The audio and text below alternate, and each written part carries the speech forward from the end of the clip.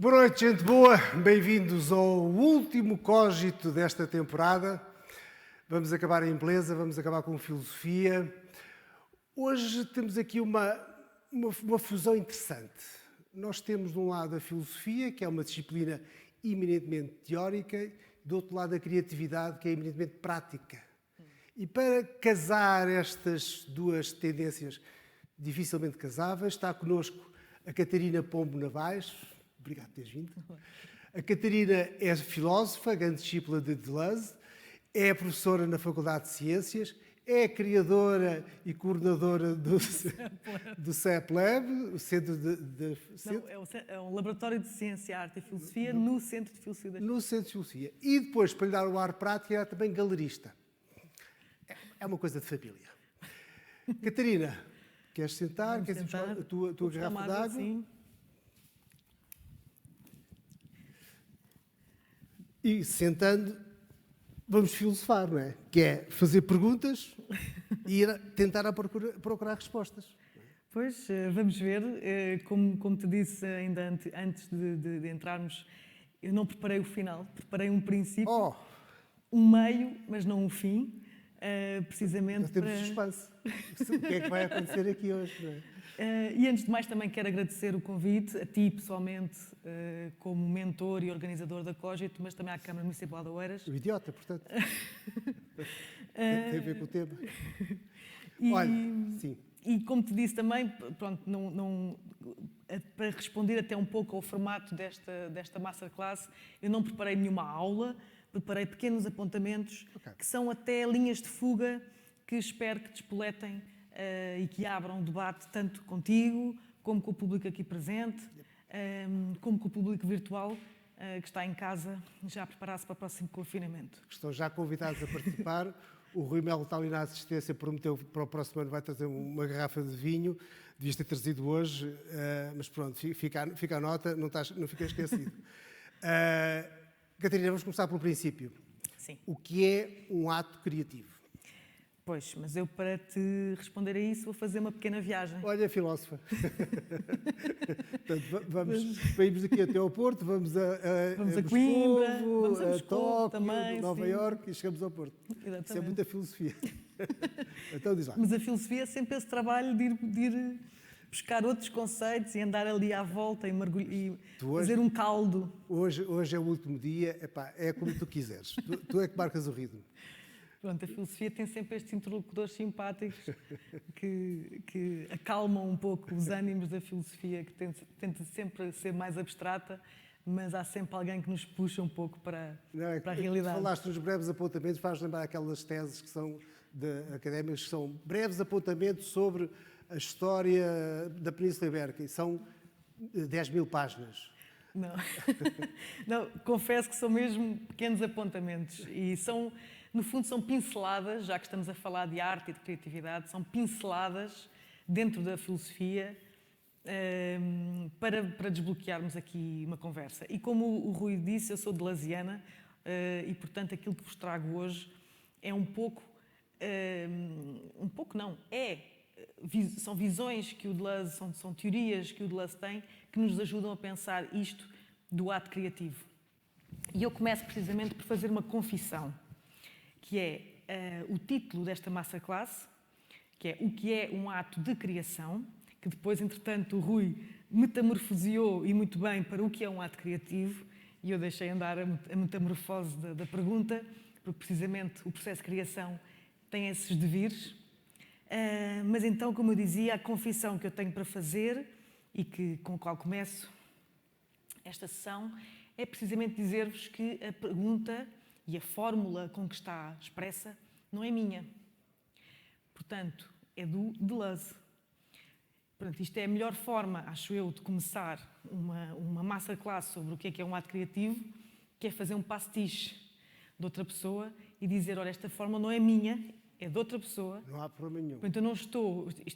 Sim, mas é uma confissão que, no fundo, me poderia deixar aqui num lugar desconfortável, não é?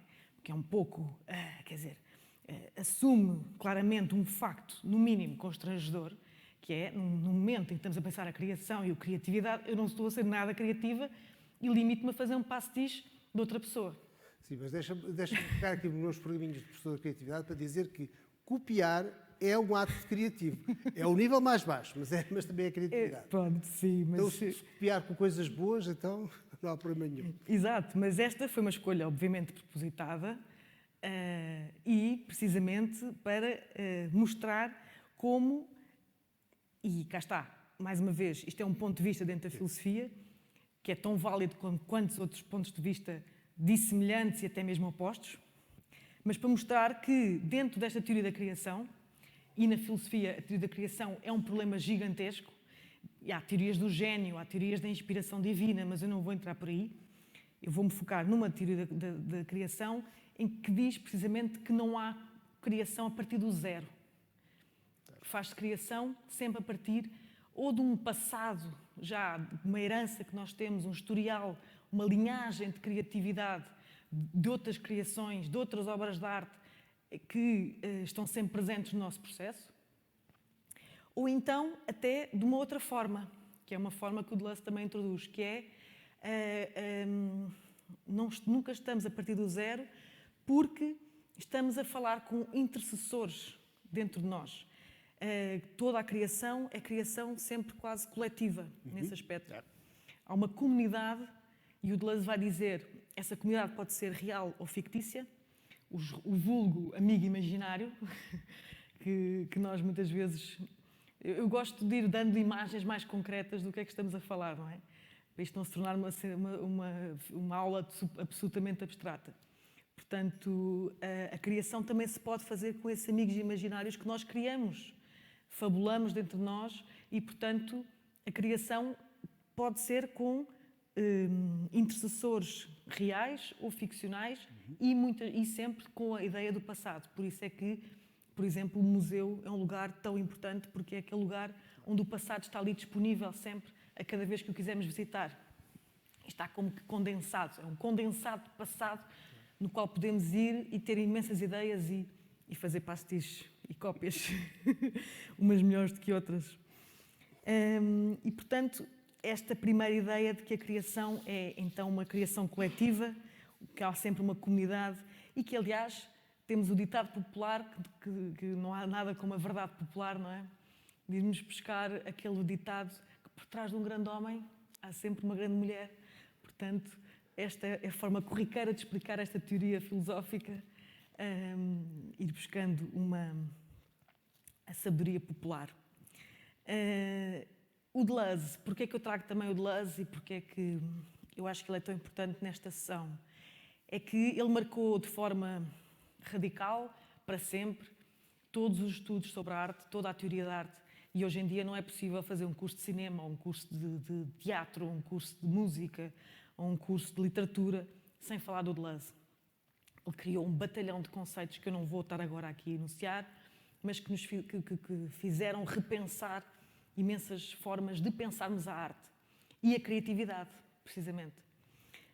Só vos vou dar um exemplo que eu acho que é o mais gritante, que é o exemplo, e também sei que o Rui gosta bastante de literatura, portanto trouxe aqui precisamente 3 formas com que o Deleuze pensa a literatura, 3 formas diferentes que ao longo do seu trabalho ele pensa a literatura. Só para vos dar um exemplo do que é isso, um ato criativo. O Deleuze, no início da sua obra, começa por nos dizer que a literatura é um mecanismo da imaginação do escritor, ok? Que é uma tese clássica, enquanto criação de imagens. E o exemplo paradigmático que ele vai tomar é o do Sacher-Masoch, que deu origem ao conceito de masoquismo, que ele tem aquele belíssimo romance que é a Vênus das Peles, e precisamente onde o escritor cria cenários, cria enredos, cria objetos de culto que hoje em dia todos sabemos como aquela imagem clichê fetichista. Mas então isto como exemplo máximo da criação de uma obra literária a partir da imaginação como criação de imagens dentro da cabeça do escritor. Mas isto, como vos disse, foi no início da obra do Deleuze.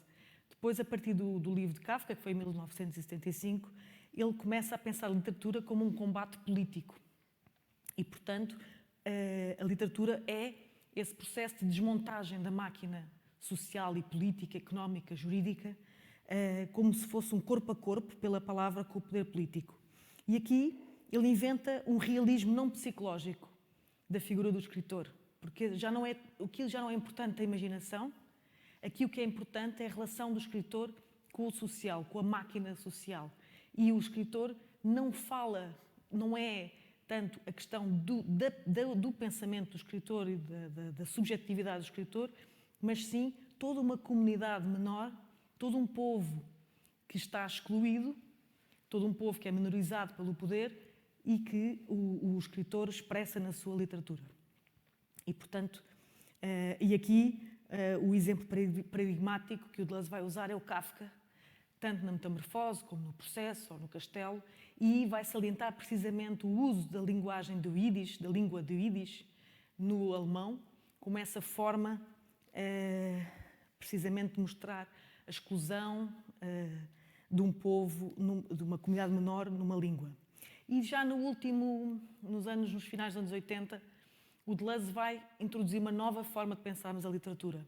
Portanto, reparem, já não como imaginação do escritor, já não como política corpo a corpo pela palavra com o poder, portanto, um escritor, o ato criativo como corpo a corpo, mas como ética. E então introduz uma nova forma de pensarmos a literatura, que é a seguinte: o escritor inventa personagens e esses personagens fabulam nas suas próprias cabeças. Fabulações que o escritor não conhece, são os personagens que fabulam, e o escritor então descreve as consequências, os efeitos, às vezes desastrosos, como o caso paradigmático que ele usa é o Bartleby, aquela fórmula I would prefer not to, que é repetida várias vezes, e então o escritor vai repetindo aquilo que vai acontecendo à volta da fórmula, não é? As consequências que vai... A forma como a fórmula mina todas as relações do personagem com os outros personagens, do personagem principal com os outros personagens. Portanto, é uma literatura que já não é política, mas tem a ver com uma forma nova de estar no mundo, que é uma forma muito mais isolada, ética, e que tem a ver com a fabulação dos personagens. Isto só para vos dar uma ideia de como é que a literatura pode ser pensada, e foi pensada, reparem, com 3 formas de pensar a literatura, 3 formas de pensar o que é isso, escrever, o que é isso ter um ato criativo na literatura. Este era um primeiro apontamento também, um segundo, acho que já vou no segundo. Outro apontamento também que eu trazia aqui para discussão é o conceito alargado da questão da criação e do ato criativo, que Deleuze também propõe, ao pensar que a ciência, a arte e a filosofia são 3 formas de pensamento e 3 formas de pensamento criativo. Portanto, nós estamos perante esta tese, parece assim mais ou menos óbvia, não é nada óbvia. Porque reparem, se é unanimemente reconhecido que a arte é o domínio dos criativos, não é? Quando pensamos em criativos, geralmente pensamos em artistas. Sejam eles arquitetos, sejam eles designers, sejam eles artistas plásticos, cineastas. Quer dizer, acho que toda a gente pensa em criativos, pensa em artistas. Acho que é quase que imediata essa relação. Não pensamos em criativos por exemplo, no Parlamento, não achamos que são uma atividade criativa, não é? Pronto, isto para dar um exemplo. Por exemplo, a ciência, também imaginamos, sobretudo, relacionamos a ciência, sobretudo, com a questão da descoberta, não é? A descoberta de uma vacina, não é?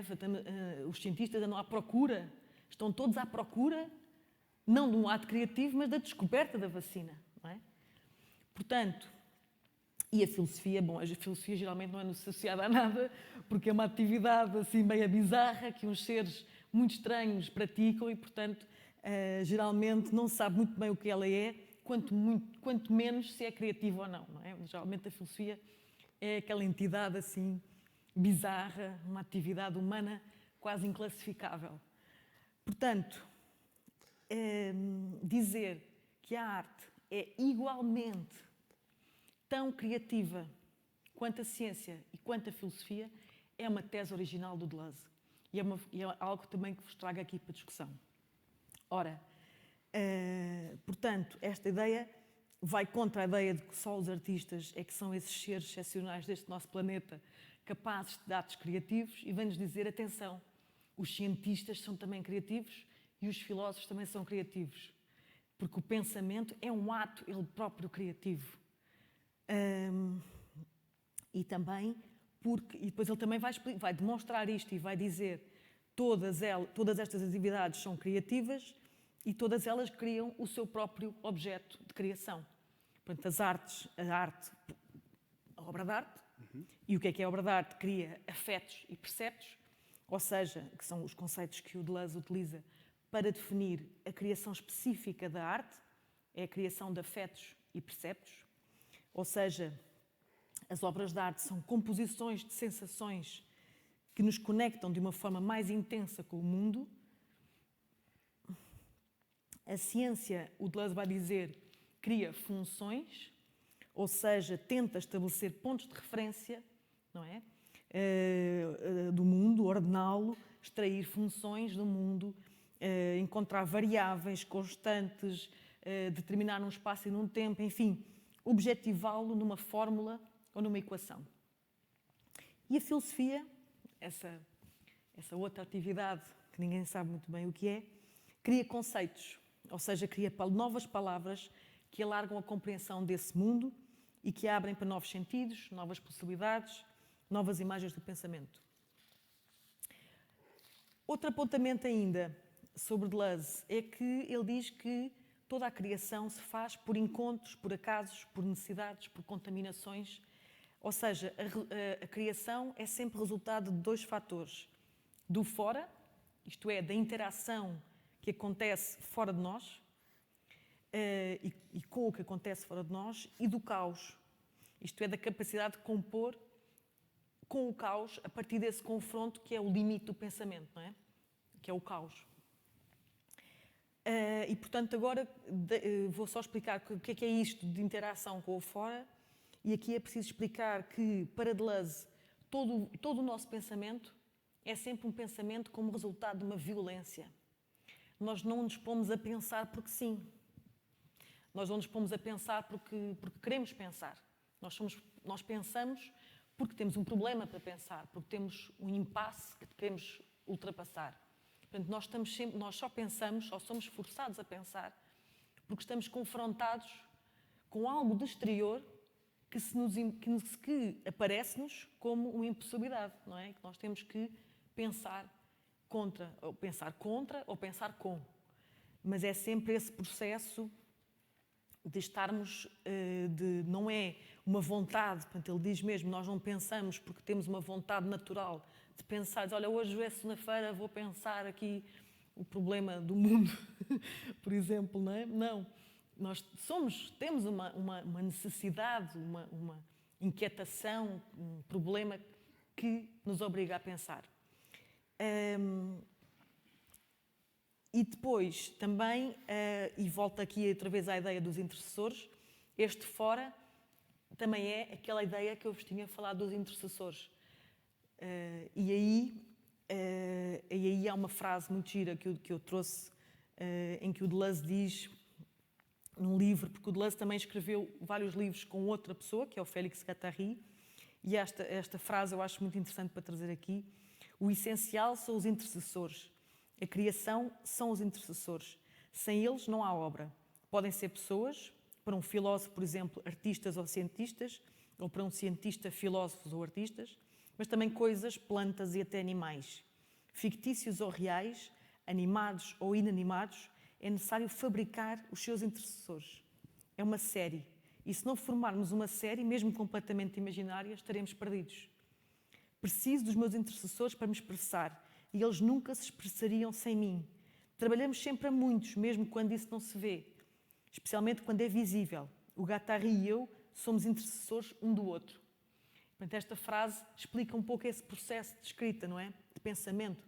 Ele precisa desses intercessores, de fabricar esses personagens reais ou fictícios. Podem ser plantas, podem ser montanhas, podem ser o vizinho do lado, pode ser o que quiser.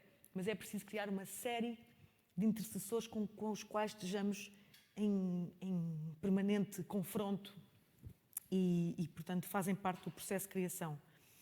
Ou seja, o pensamento está sempre em conexão com o mundo, seja ele real ou fictício, por exemplo, tinha aqui o exemplo para vos dar. Por exemplo, o exemplo conhecido, o António Damasio, tem como intercessores figuras da filosofia. O Spinoza, não é? Ou o Descartes, o R. Descartes. Portanto, é um cientista de uma área muito específica, a neurociência, e vai ter os seus intercessores duas pessoas da filosofia. Isto para vos dar um caso concreto, não é?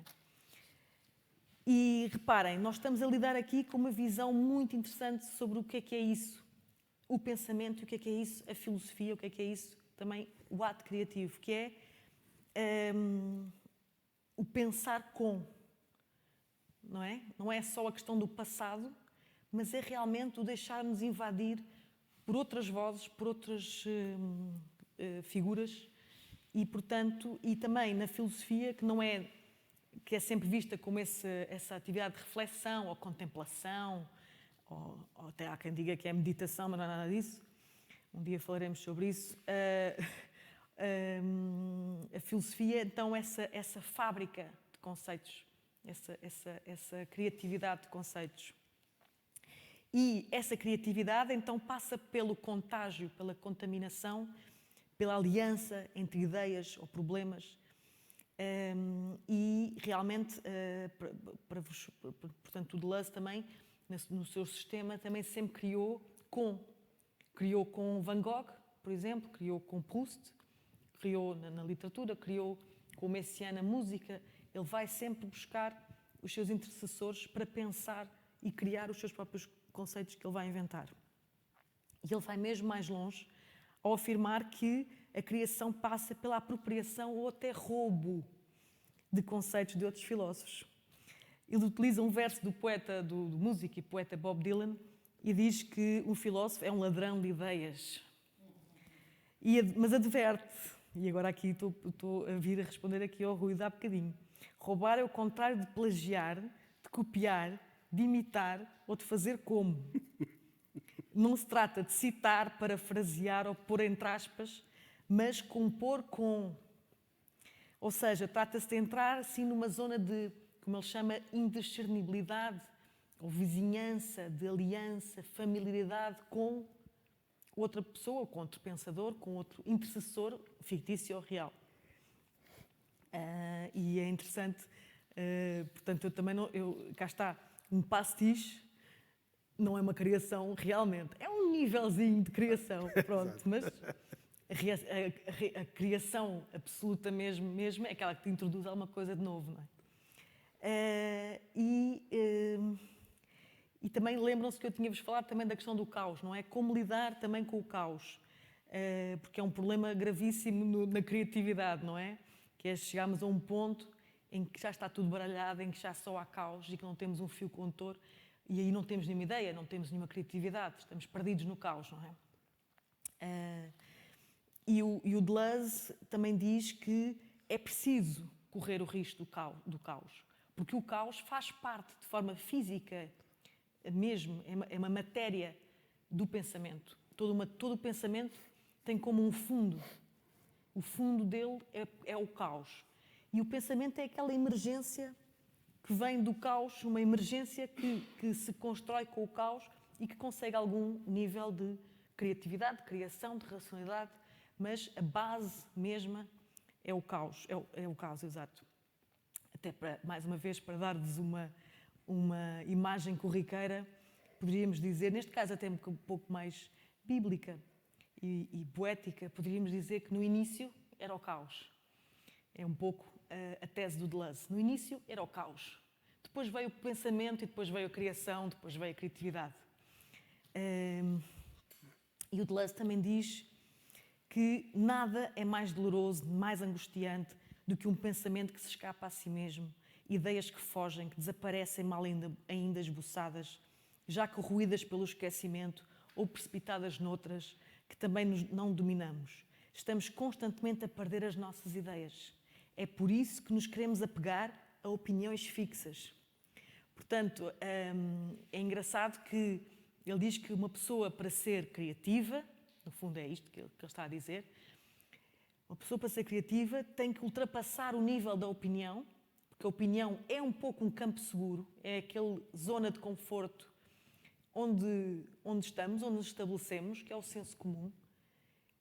É uma amarra que nos dá estabilidade. E para sermos criativos temos que romper com esta amarra, temos que puxar o pensamento mais longe, puxar até o pensamento mais longe do que a própria razão, do que a própria vontade de racionalizar tudo com associações de ideias, com as regras de semelhança, as regras lógicas, e temos que enfrentar o caos, temos que entrar no caos. E Deleuze também nos diz que pensar nesse movimento de entrar no caos é um pensamento de transformação, de devir. Portanto, há uma perdição própria do pensamento, que é esse momento de caos, mas depois há um momento de construção de uma obra de arte concreta, não é? Porque ele, obviamente, também diz que há o perigo também da pessoa se perder completamente e entra no delírio e sei lá, num surto psicótico e não sai dali. Mas não é isso que estamos a falar, é um caos QB. É o caos, que é assim uma espécie de banho do pensamento e que depois tem que surgir ali alguma coisa concreta e com lógica, mas passa pelo processo. Se não passar pelo processo, é quase como uma validação que não está feita. Só é válido quase aquele pensamento que passou pelo caos, que passou por esse arriscar de sair do lugar do senso comum. E aqui, porque também sei que há assim, um tema aqui também vasto da questão da tecnologia, arriscaria a dizer que talvez se as máquinas experimentassem drogas, poderiam ser criativas, não é? Porque sairiam do seu raciocínio lógico e enfrentavam o caos e poderiam talvez nesse dia então poderíamos falar de máquinas criativas. Até lá, realmente, elas fazem apenas... Não façam isto em casa. Sim, mas a filosofia não é algo que se recomende para menores de 18 anos. E não posso deixar de lembrar também a frase celebríssima do Beckett, não é? Always try to fail better, que acho que também vem aqui e calha aqui na perfeição. Sempre tentar, sempre falhar, não ter medo de falhar e sempre falhar melhor. Yep. Acho que vem aqui muito bem. Só para... Já estou quase a concluir. Tudo bem. Mas queria dizer então que estamos perante uma definição de pensamento que é intempestiva, que é contra a ideia clássica de pensamento como revelação ou desvelamento de um mundo ideal de ideias e contra também a ideia moderna de pensamento como essa instância universal e homogénea. O Deleuze propõe-nos um pensamento como esse processo involuntário contra a nossa vontade, que somos obrigados a pensar, intensivo e heterogéneo dentro de uma diferenciação caótica. Portanto, só acho que são formas de pensar o pensamento e a criação muito interessantes. E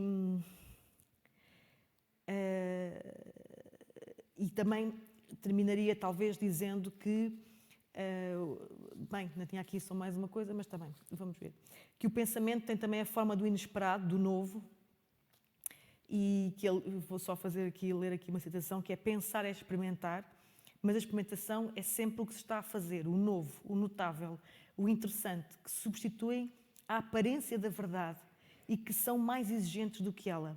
Pensar é criar o novo, é essa abertura ao desconhecido, à terra incógnita, para lá todo o reconhecimento. O próprio do novo, isto é, a diferença, é suscitar no pensamento forças que não são as do reconhecimento, nem hoje nem amanhã, potências de um outro modelo, uma terra incógnita, nunca reconhecida ou reconhecível. Portanto, esta ideia de que o pensamento não só é criativo, como é ativo e tem transformações no próprio mundo, não é? Acho que é uma forma muito interessante de pensar o pensamento. E, só para terminar realmente, também ainda podemos pensar, o Deleuze também nos ajuda a pensar o que é isso ter uma ideia, agora aqui para voltar, para isto, como viram, isto foi uma viagem, eu disse, portanto, a viagem tem um princípio, um meio, e estou a chegar agora à pergunta do Rui. E o que é isso, ter uma ideia? E o Deleuze diz-nos que a ideia é alguma coisa de muito preciso. Porque uma ideia é sempre uma ideia determinada, concreta, relacionada com um problema, uma área específica. Portanto, ele diz, por exemplo, um cineasta tem uma ideia para uma cena de um filme, para uma sequência, por exemplo, para uma forma de filmar uma sequência. Um pintor tem uma ideia em pintura, uma ideia plástica ou pictórica para resolver um problema no seu quadro. Portanto, é uma ideia sempre concreta.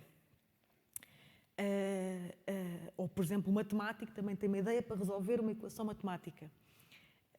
E para vos dar esta ideia que, mais uma vez, uma imagem corriqueira, a fome é uma coisa abstrata, mas o apetite é uma coisa concreta, não é? Nós temos apetites, por exemplo, de uns morangos com chocolate, uma coisa absolutamente concreta. Nós não temos um apetite em geral, temos fome em geral, mas o apetite é concreto. Portanto, o Deleuze também nos diz isto. As ideias são sempre concretas. E as ideias estão sempre, à partida, engajadas num problema específico que pertence a uma área específica.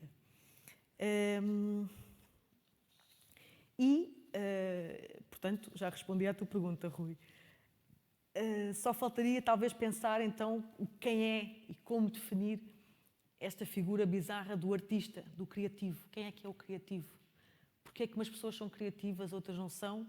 Pronto, isso a genética dirá, mas realmente o que é que constitui o ser criativo, não é? Porquê é que há pessoas que são artistas e são criativas? E o Deleuze também nos vai dar uma explicação giríssima, que também tem a ver, como vocês podem seguir neste seguimento todo do que já aqui expliquei, e nesta ideia de pensamento como criativo e ativo. Ele diz que o artista é aquele que tem visões do futuro, é aquele que vê, tem audições e visões cósmicas, cosmológicas mesmo. Há uma ligação tão forte ao mundo, que não é o mundo apenas Portugal, é o mundo, é o cosmos, e nesse cosmos, que é uma espécie de mundo mais virtual, porque o Deleuze também é um pensador que, apesar de não ter pensado a internet em si, mas é um pensador que se aplica imenso a este mundo virtual das tecnologias, o mundo da cibernética.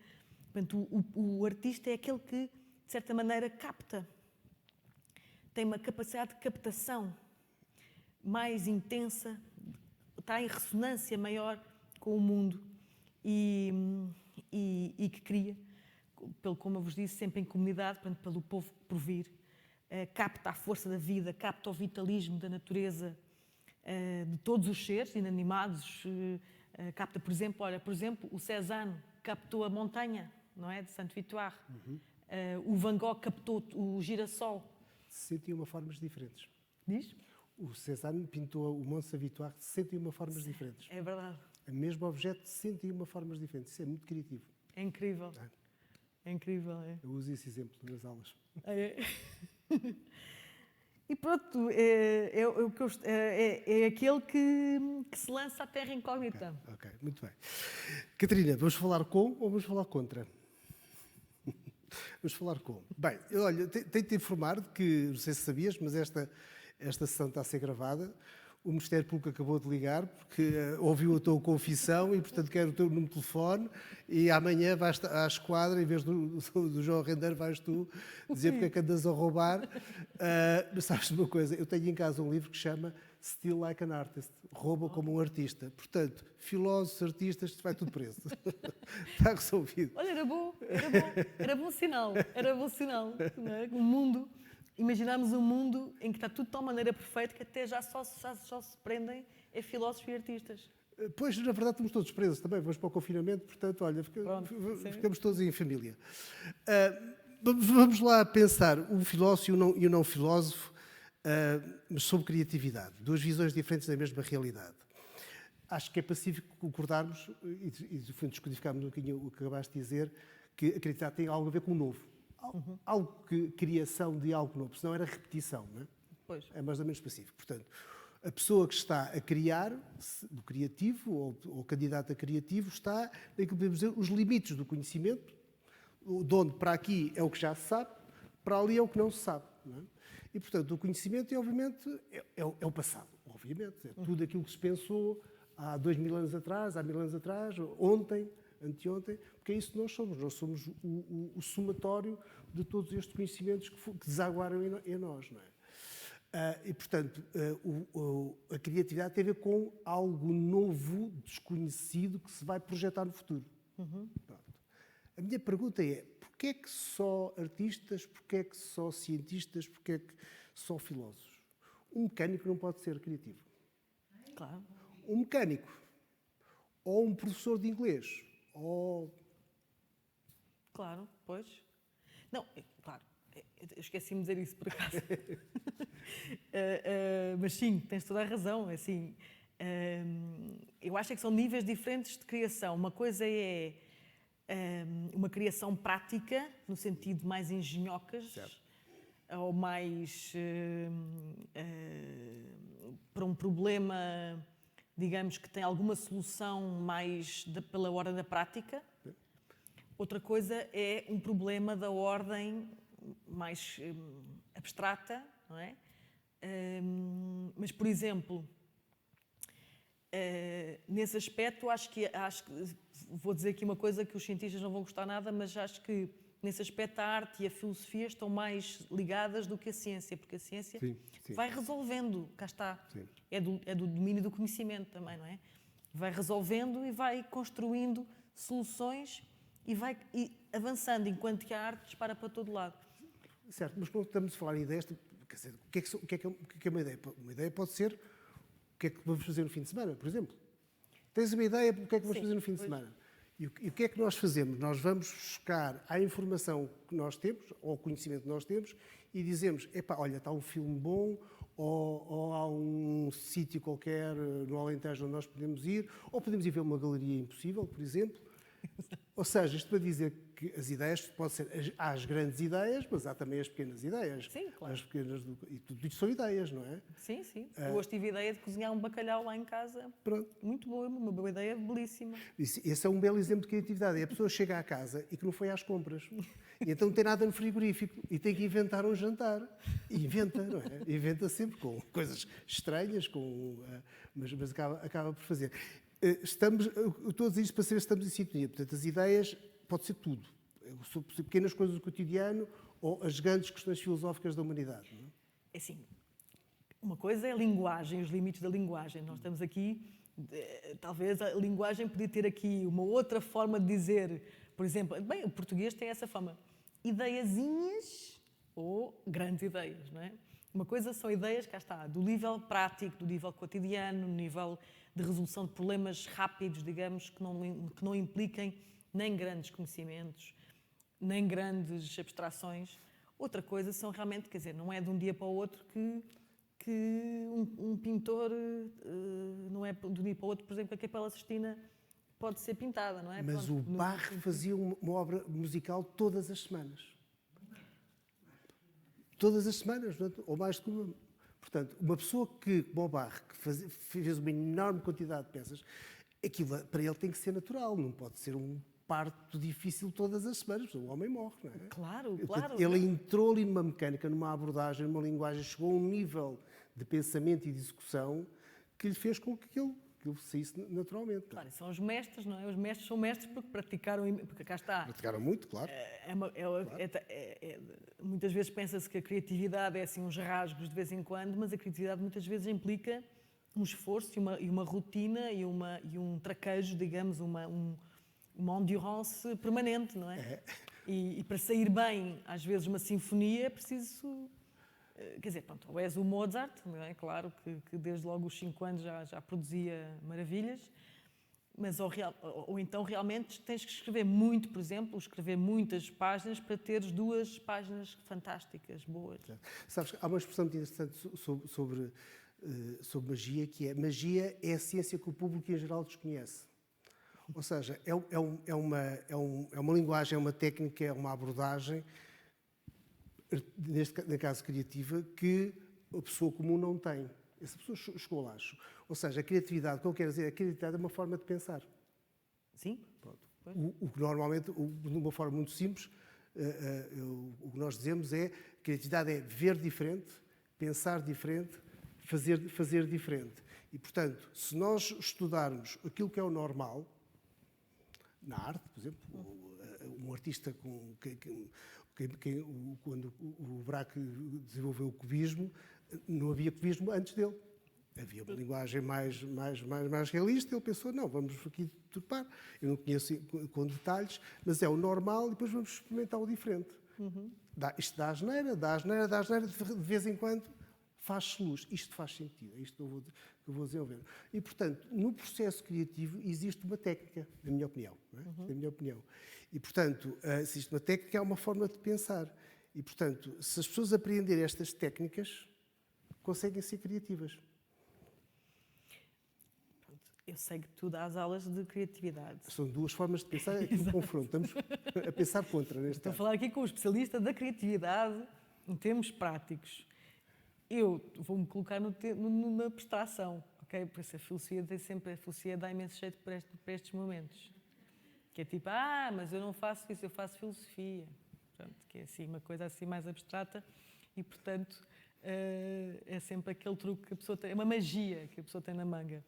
Mas, voltando aqui à questão, sem dúvida, eu acredito que haja uma taxa de sucesso imensa aprendendo técnicas de criação, aliás, há a escrita criativa, há técnicas para storytelling, como aliás há técnicas de dança, como aliás há práticas de corpo, há técnicas de teatro, de há falar, técnicas para ouvir, claro, para respirar, há técnicas para respirar. para cantar, a colocação de voz, tudo. Portanto, há todo um trabalho técnico por trás dos grandes artistas, sem dúvida.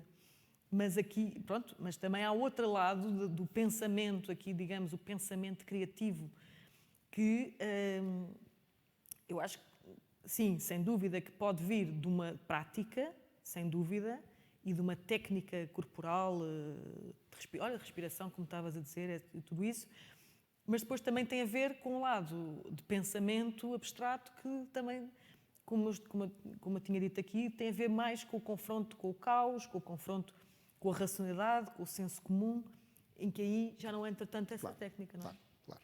Muito bem, vamos abrir o debate ao público. Em primeiro lugar, o público está aqui presente, que enfrentou o frio, portanto tem uma cunha, pode falar primeiro, e depois também para o público online, joguei um microfone. Eu não consigo dar-lhe aí, peço desculpa. Quer vir aqui para a frente? Talvez com o telemóvel. Olha, está ali uma luz. Do telemóvel. Eu, em princípio, não precisaria disto, porque tenho boa colocação de voz, tenho um curso de teatro. Mas é que estamos a gravar, é para ouvir. Okay. Eu acho que, de facto, esta pergunta não é bem feita.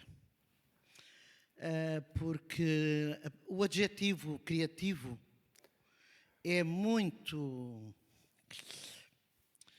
suspeito, é escorregadio. Aliás, pelas palavras seu nome...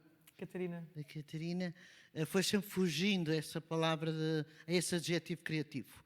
De facto, o que tivemos aqui a falar, foi de um processo de criação.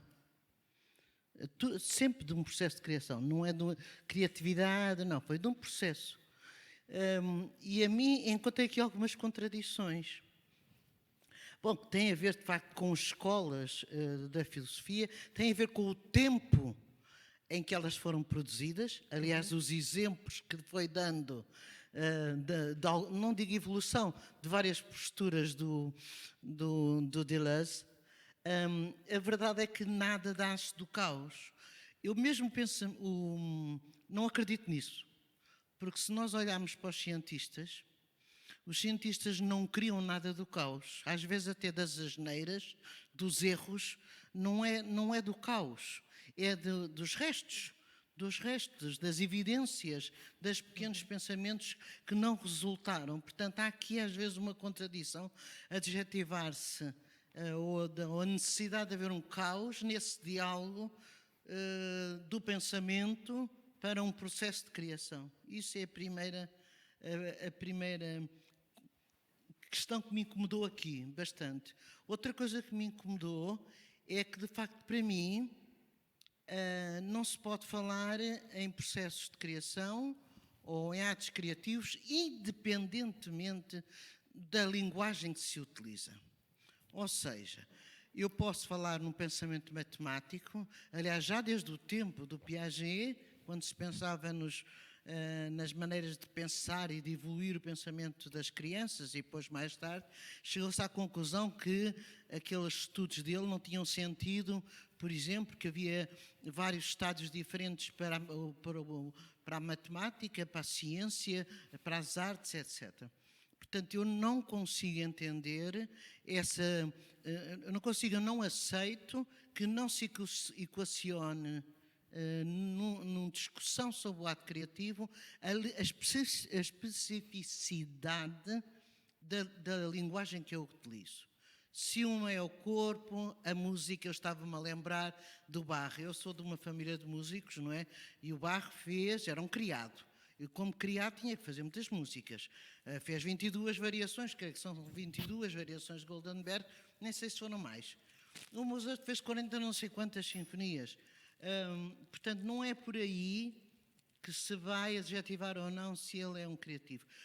Eu acho que faltou aqui, ou faltará para a discussão, aliás é uma discussão já muito antiga, de se não temos que equacionar nestas discussões, de facto, a natureza muito específica de cada linguagem artística. Uma coisa é o trabalho a minha relação enquanto artista com a pedra, ou com o meu corpo, ou com a música. E quando eu falo na música, até pode ser com um instrumento.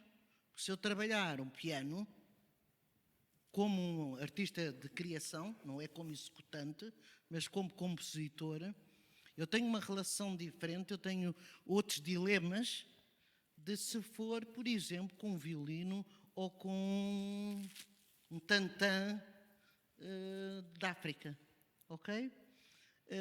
Portanto, falta-me aqui essas generalizações a mim incomodam-me bastante.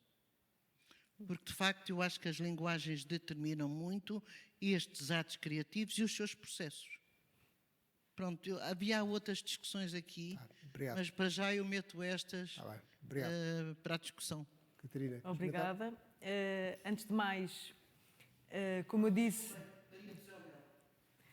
agradeço as suas observações e como se escutou esta minha apresentação, eu comecei por dizer que o título inicial que eu tinha proposto é o que é um ato de criação, porque é exatamente a pergunta que o Deleuze fez. Mas, sabendo que o Rui também é o especialista da criatividade, houve aqui até quase um ato falhado que ficou criativo e eu deixei andar porque precisamente percebi o ambiente também e o propósito desta apresentação. Este era o primeiro ponto. E o segundo, também se ouviu a minha apresentação, eu também disse, apesar da generalização da questão do pensamento, também disse que ter uma ideia específica numa área específica. Um cineasta tem a sua ideia no cinema, um artista... Eu dei mesmo este exemplo, portanto... portanto, não sei onde é que exatamente estas questões estiveram presentes nesta apresentação.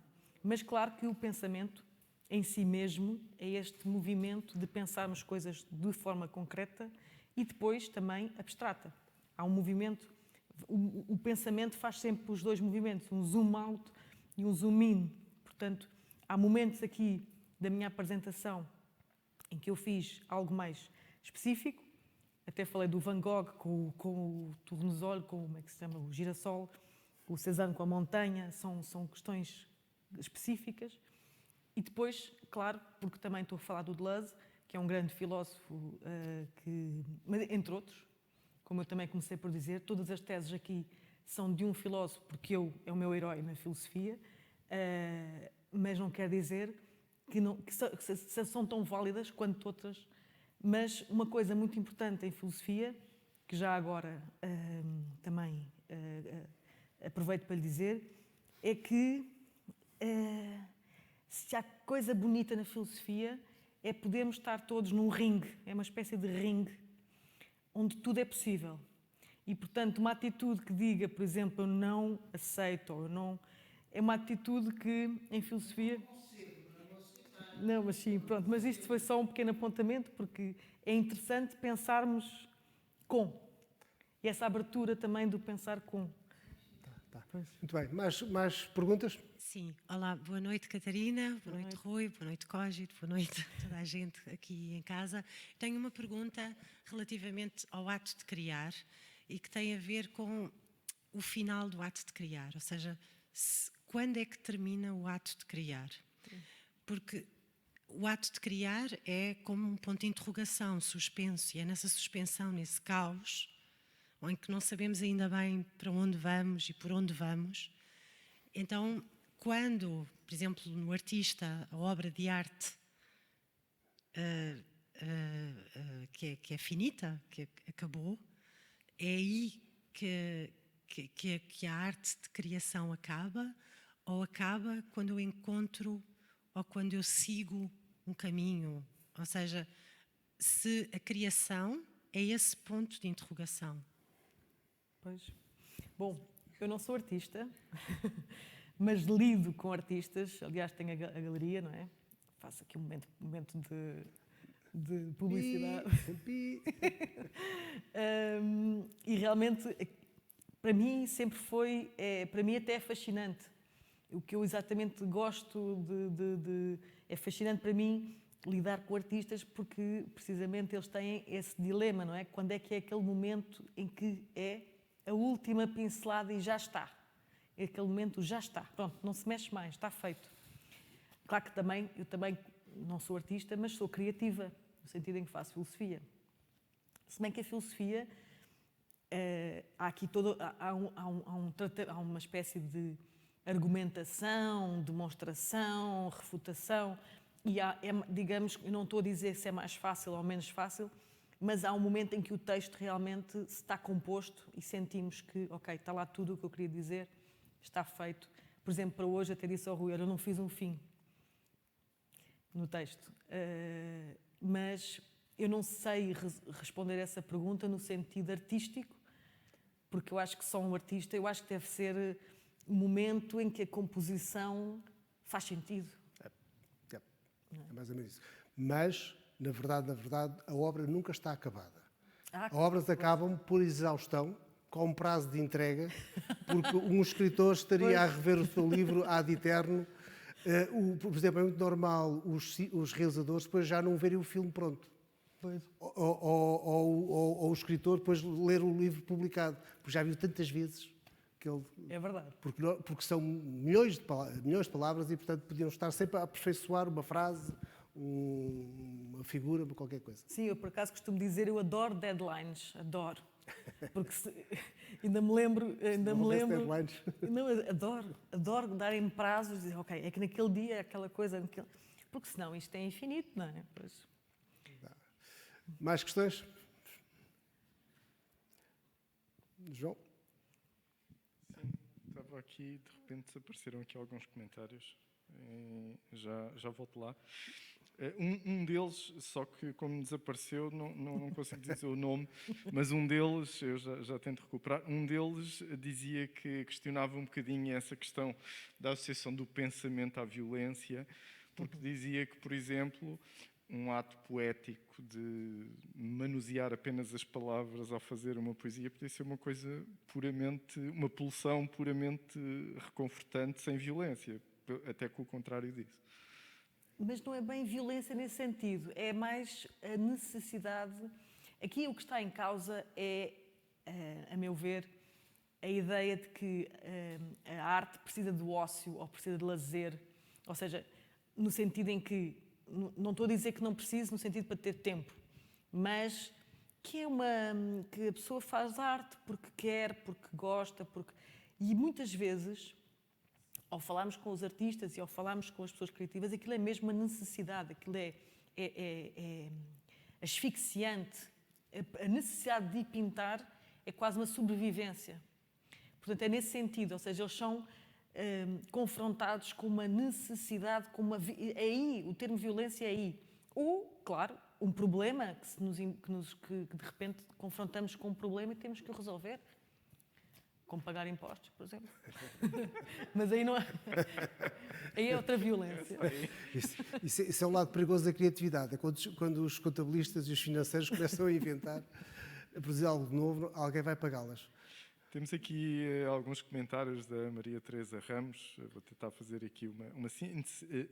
Na essência, ela diz que há pessoas que, no fundo, são muito ecléticas, ou seja, a criatividade delas não está só associada a uma coisa, são capazes de gerar atos de criação em imensas áreas, o que parece ser um bocadinho uma contradição com essa violência no sentido... Ou então são violentados constantemente de muitos lados, não é? Mas é um bocadinho essa a ideia dela. E é o raciocínio, a imaginação, a inteligência emocional, tudo isso depois que se cruza com a filosofia e que faz com que também depois o artista, quando se materializa do lado do artista, que nunca fique satisfeito, então... gera aqui uma série de comentários, mas andam essencialmente à volta deste ecletismo que provavelmente precisa de um bocadinho maior explicação. Mas a explicação já foi dada, que as ideias são concretas, ou seja, mas isso não quer dizer que um cineasta, por exemplo, pode estar a ler um romance e ter uma ideia para um filme, não é? Não é a área dele, ele não faz romances, ele não faz literatura, mas a partir dali tem uma ideia para um filme. E uma pessoa pode realmente ser bailarina, cineasta, cientista, cozinheira, quer dizer, pode ser engenheiro, não há limite, não é? The sky is the limit. A questão aqui é só... Portanto, pode haver um maior ecletismo possível numa só pessoa, mas as ideias, o que eu estava aqui a dizer é que, e não sou eu que digo uma vez mais, estou só a fazer um pastiche, é que as ideias são sempre concretas. É uma ideia em pintura, é uma ideia em cinema. Certo. Não se pode ter uma ideia que é em cinema e em culinária. Pronto, podes fazer um bolo dentro da cena do filme, mas não há uma junção, são duas ideias, fazer o bolo de laranja com uma coisa especial ou fazer a cena de estar a filmar o bolo. Mas são duas ideias. Essa é a questão. As ideias são sempre, como eu estava a dizer, as ideias são com apetite, concretas, determinadas, específicas. Mas para criar a ideia, um bom criativo normalmente tem sempre um grande leque de interesses muito variados. Claro. E como disse a Catarina, e vai à gastronomia buscar uma ideia para fazer um livro ou uma coisa qualquer. Por exemplo, nos estilos musicais, os criativos normalmente gostam mais de géneros musicais do que, ou pelo menos exploram. O criativo, sobretudo, é uma pessoa que se habitua a explorar, a descobrir, a tentar perceber o que é que está por trás da porta. E vai abrindo portas. E a grande maior parte das portas não tem interesse nenhum. Mas é este ato de abrir portas que cria-lhe o hábito de lidar com o desconhecido e encontrar coisas novas. A maior parte das vezes não as utiliza, outras vezes utiliza para criar algo novo. Mas há aqui um confronto entre a intencionalidade e, às vezes, atos que depois resultam de eventualmente se andar a esgravatar. Por exemplo, na ciência acontece muito. Há imensas descobertas por aquilo que em inglês que é o serendipity, serendipidade, em português não é tão usado, mas que são coisas que, no fundo, resultaram em descobertas de imensa importância, mas que não era isso que o cientista andava à procura. Sim, às vezes descobre-se ao lado, às vezes descobre-se tropeça-se, tropeçaste. Exato. Tropeçaste. E não deixa de ser, digamos, e aí até que confronta um bocadinho com aquilo que dizia, que a filosofia são novos conceitos, não é? E às vezes aqui a ciência também criou imensos novos conceitos, coisas que não são só arrumar, não é só arrumar a realidade e interpretar isso tudo. Às vezes, quer dizer, É um bocadinho arrumar a realidade, mas às vezes são coisas completamente ao lado de tudo o que existia, não é? E não foi um conceito surgido na filosofia, foi na ciência, por exemplo. Mas, é assim, mais uma vez, eu estou a fazer um pastiche e esta é tão válida quanto outras teses. No entanto, o que o Deleuze diz é que a ciência opera, claro que opera com conceitos. Espaço e tempo são conceitos. Não há mais conceitos universais do que espaço e tempo. E a rainha das ciências, que é a matemática, que é a linguagem de todas as ciências, precisamente tem como suas linhas centrais o espaço e o tempo. São conceitos. No entanto, a ciência opera com conceitos. Não pensa os conceitos. Quem vai pensar os conceitos, quem realmente tem um trabalho de fabricação, de estudo, de análise dos conceitos, é a filosofia. A ciência não faz análise dos conceitos, a ciência faz análise das propriedades das coisas, das... Funções. Como? Funções, que tu disseste. Pois, das funções, portanto, há que distinguir. É que nós não... E cá está, a filosofia é importante para precisamente fazer pequenas, às vezes só pequenas diferenças, mas que nos ajudam a clarificar as coisas. Sim, é muito discutível, porque há muitas fronteiras que no passado, se calhar, fizeram sentido e eu diria que a ciência tem muito de questionar conceitos também, não é? Mas ok, voltando aqui aos comentários, há bocadinho aquele comentário da questão da pulsão, digamos, por motivações não violentas, era da Ana Paula Guerreiro, e ela coloca aqui, faz aqui um comentário em que lhe interessou bastante essa ideia do abrir portas e da questão de coisas que se descobrem, apesar de se estar a procurar algo ao lado. E, portanto, é aqui um comentário apenas. Fecha, João, fecha. Certo. E estou só aqui há aqui mais outro, que é a Célia Rodrigues, em que diz que questiona um bocadinho porque é que a filosofia não é para menores de 18 anos. Bom, isso foi um comentário humorístico e o humor não se explica. Entende-se ou não se entende. E os filósofos são bons humoristas ou nem por isso? Mas há gente aqui neste país que está a ensinar filosofia a partir dos 5, 6 anos. Portanto, Sim. não é para maiores de 18. Sim, claro. Já há muitas Claro. professoras de Tá. filosofia a trabalhar com... Muito bem, já passámos da nossa hora, vamos fechar. Catarina, qual é o final que tu não escreveste que merece ser dito agora? Como é que nós encerramos este filme? Boa pergunta, não sei. Eu queria dizer uma coisa antes de irmos embora. O simples facto de se haver um livro novo ou um quadro novo, isso não é sinónimo de criatividade.